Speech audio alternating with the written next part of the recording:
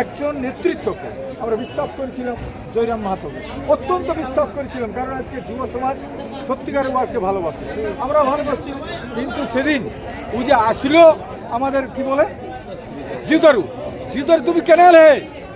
জয়রাম ভাই এসেছে ওখানে উৎপীড়িতের কাছে, যে গ্রামটায় অত্যাচারিতা পীড়িতা সেই গ্রামে তুমি এসেছো, আর সেই গ্রাম থেকে তুমি বলছো কি বলছো যে পুলিশের কোনো দোষ নেই।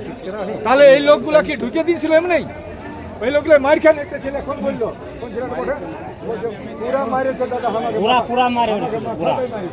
মাথায় মারি, এই যে মারেছে অত্যাচার করেছে এমনি অত্যাচার বলছে, পুলিশের কোনো দোষ নাই, পুলিশের কোনো দোষ নাই। তাহলে এইখানে মিটিং হইলো, লক্ষাধিক লোকের সমাবেশ হইলো, তাহলে এই লক্ষাধিক সমাবেশকে তুমি তো পদাঘাত করলে, লাত মারলে তুমি, কারণ এটা ছিল শুধু পুলিশের অত্যাচারের বিরুদ্ধে, সন্ত্রাসের বিরুদ্ধে। সেই সন্ত্রাসকে তুমি কি করলে? অগ্রাহ্য করলে, বলছে পুলিশের কোনো দোষ নাই। তাহলে তুমি কোনটা? তুমি কোন লোক? তুমি প্রথম টেস্ট করতে আসছে বেঙ্গলে, মিটিং করতে আসছো, তুমি ফেল করলে সেদিনেই জিউদুরে আসে তোমার প্রথম ফেলটা তোমার ওইখানে। তোমার বলা দরকার যে অজিত মাহাতো আমাকে ডাকিয়েছিল, আমি আসতে পারি নাই, আমাদের কাছে দেখা করার দরকার ছিল। এইখানে পুলিশ কিভাবে দমন পীড়ন করছে তুমি কি জানো? এখানে আমাদের আন্দোলনের ইতিহাস তুমি জানো? আন্দোলনের ইতিহাসটা তোমার জানা নাই। This news is sponsored by Himalayan International Residential School, Siliguri. মানে আজকে তারা কানে শুনতে পাচ্ছে না, মুখে বলতে পারছে না। এই যে নীরবতা কিসের জন্য? আজকে তোমার জাতিসত্তা তোমার কোথায় যাচ্ছে? তোমার আজকে জাতিসত্তা কোথায়? আমাদের আজকে যে কুরবানি ভাষা, ধর্ম, সংস্কৃতি কোথায় যাচ্ছে?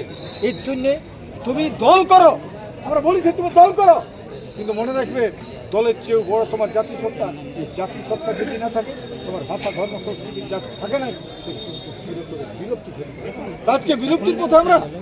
আজকে আদিবাসী কর্মী সমাজ যে আমরা আন্দোলন করছি, এই আন্দোলনের যথার্থ সাইন্টিফিক বিজ্ঞান আমাদের মাঝে বিভিন্ন রকমভাবে প্রশাসনিক কায়দায় আমাদের দমন পীড়ন তো চলছে। আমাদের মাঝে বিভাজন করা তৈরি করছে, বিভাজনের আজকে আমরা শিকার, বিভিন্ন কায়দা করে বিভাজন করার চেষ্টা করছে আমাদেরকে, কিন্তু কেউ বিভাজনের শিকার হবে না। আগামী এইটার জন্য, এই পরিপ্রেক্ষিতে আবার কিন্তু আমরা বলেছি, আমরা যাচ্ছি কোথায়? কোটশিলা আমরা যাচ্ছি কবে? আমরা মোটামুটি ডেট করেছি 29 তারিখে, কালকে ক্লিয়ার হয়ে যাও। 29 তারিখে আমরা বলেছি, এসপিকেও বলছি, সবাইকে বলছি 29 তারিখে আপনারা রেডি থাকবেন। কোনো গায়ে কোনো লোকে 20 কিলোমিটার 15 কিলোমিটার কেউ বাস করবেন, কোনো গাড়ি করবেন, একদম পৈদলে ছায়া ছুলু নিয়ে সব একদম আগুন বিনা বন্ধ করেন। একটা বুড়া লোক থাকবে, ঘর রাখা, সব কিন্তু হাঁটে আসবে ওইখানে। এবং সেদিন আমাদের 10টা কাড়া খুঁজবো আর 10টা গরু খুঁজবো, কারণ আমরা জেলেই ছিলি। দুর্গা পূজা হচ্ছে কিন্তু আমাদের বড় পরব ওঠে বান্দনা পরব, সেই বান্দনা পরবটা ঘুরে আমরা করবো ওইখানে, ওই 29 তারিখ। সমস্ত 4 জেলার সমস্ত নেতৃত্বের কাছে অনুরোধ, 4 জেলার সমস্ত নেতৃত্বের কাছে অনুরোধ, আপনারা সবাই থাকবেন, সবাই আসবেন, সেদিন সবাই আসবেন। আর আমাদের মাঝে এই যে বিভিন্নভাবে প্রতিক্রিয়া তৈরি করা আছে, বিভিন্নভাবে আমাদের উপর আবার বড় প্লেয়ার আনা হচ্ছে বিভিন্ন কায়দা করে, এইগুলোর জন্য আপনারা ঠিক থাকবেন। কোনটা বড় প্লেয়ার আসছে, খেলতে আসছে, কীভাবে আসছে। আমরা অবাক হয়ে গেছি এইখানে যে আমরা একজন নেতৃত্বকে আমরা বিশ্বাস করেছিলাম, জয়রাম মাহাতোকে অত্যন্ত বিশ্বাস করেছিলাম, কারণ আজকে যুব সমাজ সত্যিকারের ওয়ার্ককে ভালোবাসে, আমরা ভালোবাসছি।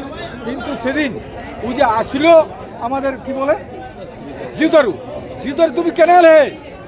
জয়রাম ভাই এসেছে ওখানে উৎপীড়িতের কাছে, যে গ্রামটায় অত্যাচারিতা পীড়িতা সেই গ্রামে তুমি এসেছো, আর সেই গ্রাম থেকে তুমি বলছো কি বলছো যে পুলিশের কোনো দোষ নেই।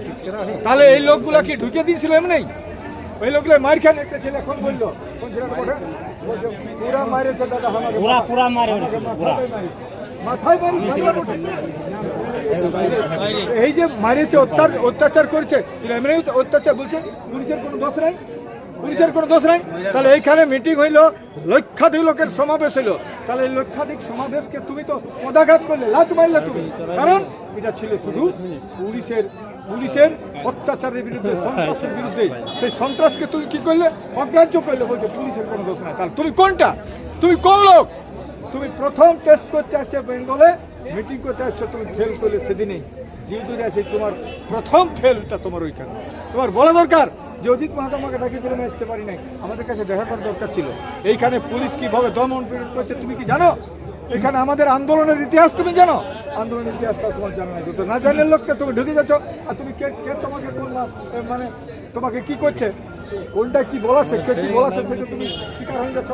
তো তুমি একজন শিক্ষিত ছেলে, পিএইচডি কি করছো, এত লেখাপড়ার ছেলে, আর তুমি আজকে তুমি সেই অন্যদিকে চলে গেলে। তো অত্যন্ত দুঃখের বিষয়, পরিশ্রমের বিষয়।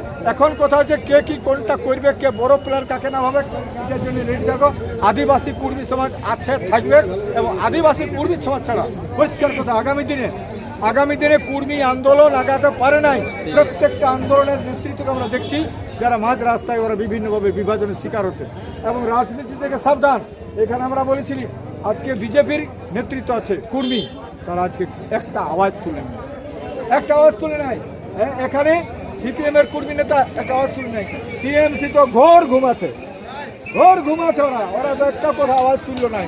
আশ্চর্য ব্যাপার, যারা ক্ষমতা আছে তাদের কাছে আমরা আশা করেছিলাম যে তুমি তো বলবে, তুমি একটা আওয়াজ তুলে নাই। একমাত্র আমি বলবো ঝাড়খণ্ডে এই আমাদের সুরেশ মাহাতো, আমাদের সিপি চৌধুরী, আমাদের নরেন্দ্রনাথ মাহাতো এমএলএ বিজেপির, সেও গেছিল। আমাদের লম্বোদর মাহাতো, আমাদের সিপি চৌধুরী গেছিল। এবং সেদিন ওই যেদিন রেল অবরোধ, সেদিন আমাদের জয়রাম ভাইও ছিল। প্রথম সেই জন্য তাকে ডাকেছিলাম, কিন্তু পেপারে এমন লিখছে বলে জয়রাম নাম করে এই লোকগুলো হয়েছে। আরে যেদিন আমাদের এই হুলহুলির টানে মিটিংটা করেছিল, কার নামটা করেছিল? কারো নাম ছিল না। একমাত্র আদিবাসী কর্মী সমাজের আন্দোলন, আর আদিবাসী কর্মী সমাজের আন্দোলনের মাঝেই মানুষ পৌঁছেছে। আর এখানেও পৌঁছলে আগামী দিনেও আন্দোলন হবে। পরিষ্কার কথা, সময় সাপেক্ষ আছে, সময় কিছু কথা বলবে। আদিবাসী কর্মী সমাজের নেতৃত্বে কর্মী এসটি হবে, পরিষ্কার কথা, কর্মী এসটি হচ্ছে। জয় গেলাম। সমাজ জিন্দাবাদ।